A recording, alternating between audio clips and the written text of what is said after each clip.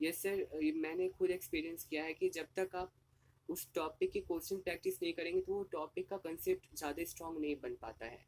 भले ही आप हज़ारों बार उसको कितनी बार रिवाइज करें, वो ज़्यादा मैटर नहीं करता है। मैटर करता है कि आप उसको किस तरीके से, कितने टाइप्स के क्वेश्चन प्रैक्टिस कर रहे हैं, वो सबसे ज़्यादा इंपॉर्टेंट रहता है।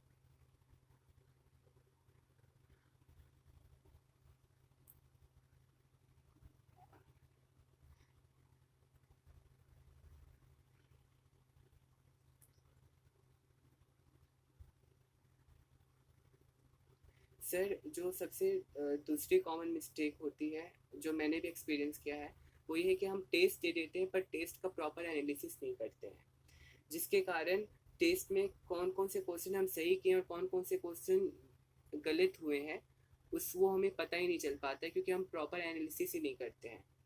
और सर, इसका इसका एक कारण हो सकता है कि जो एनालिसिस करने में जितना समय जाता है, उतना समय हम चाहते हैं कि हम किसी और टॉपिक पे दें जो टॉपिक हमारे पहले से कंप्लीट नहीं हुआ है, ताकि हम उसका थ्योरी कर लेंगे और बाकी जो वो समय अगर ज़्यादा बचेगा तो उसके बाद हम प्रॉपर एनालिसिस करेंगे। पर ऐसा समय आता नहीं है, समय चला जाता है, और जो टेस्ट हम प्रीवियस टेस्ट होते हैं उसका एनालिसिस नहीं करते, फिर जो नेक्स्ट टेस्ट आते हैं उसका एनालिसिस नहीं करते हैं, ऐसे ऐसे करते करते जितने भी टेस्ट होते हैं उसका एनालिसिस नहीं करने के वजह से ऐसा दिक्कतें होती हैं कि हमारा टेस्ट में इम्प्रूवमेंट नहीं हो पाता है। तो सर, टेस्ट का प्रॉपर एनालिसिस करना बहुत ज़्यादा इंपॉर्टेंट है। अगर आप टेस्ट का एनालिसिस नहीं करें, सिर्फ टेस्ट दे रहे हैं, तो टेस्ट देने का कोई भी मतलब नहीं बनता है। इससे बढ़िया है कि आप टेस्ट दो ही मत, अगर आप एनालिसिस नहीं कर रहे हो तो।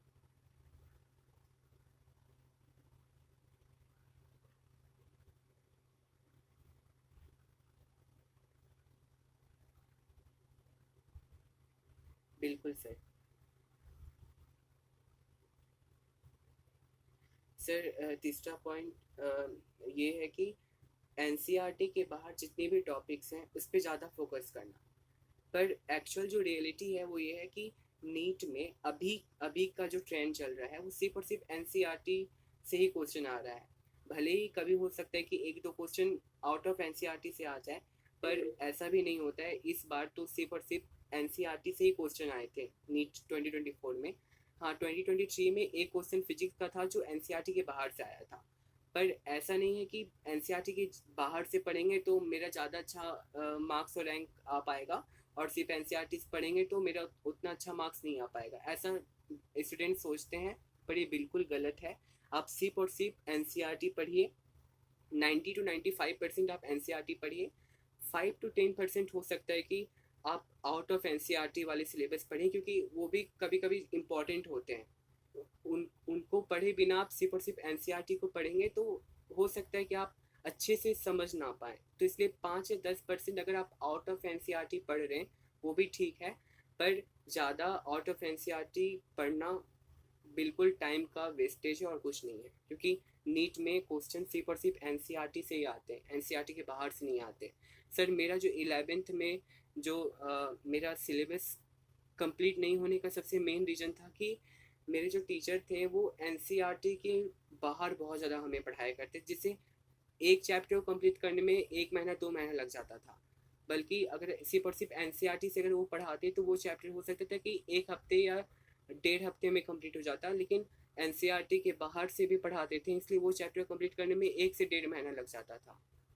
तो सर, यही यही सबसे मेन बात है कि सिर्फ और सिर्फ एनसीईआरटी को पढ़िए और ज़्यादा आउट ऑफ एनसीईआरटी। सर, जो अगला पॉइंट है वो ये है कि ओवर थिंकिंग कम से कम करें, क्योंकि अगर हमारा टेस्ट में कम स्कोर आता है तो हम ऐसा सोचने लगते हैं कि अगर टेस्ट में कॉन्टिन्यूस कम स्कोर आ रहा है तो नीट में भी कम स्कोर ही आएगा। पर ऐसा होता नहीं है। कभी कभी ऐसा होता है कि टेस्ट में अगर 300 से 400 मार्क्स आ रहे हैं तो नीट में कभी कभी 550 प्लस और 600 प्लस भी मार्क्स आ जाते हैं, एक्चुअल नीट का जो फाइनल डे होता है। तो कभी भी अपने इस जो मॉक टेस्ट वाले स्कोर है उसको कभी भी अपने फाइनल स्कोर से कंपेयर मत कीजिए। ये सबसे इम्पोर्टेंट होता है। और कभी भी रिजल्ट के आउटकम्स को लेकर के ज़्यादा ओवर थिंकिंग मत कीजिए, क्योंकि ओवर थिंकिंग करने से सर हम और ज़्यादा डीमोटिवेट होते हैं, जिसके कारण हम अपना इफेक्टिव जो समय होता है पढ़ाई का वो हम पढ़ाई पे नहीं, ओवर थिंकिंग पे ज़्यादा इन्वेस्ट कर देते हैं। तो ओवर थिंकिंग कम से कम कीजिए, अपने पढ़ाई पे ज़्यादा ध्यान दीजिए।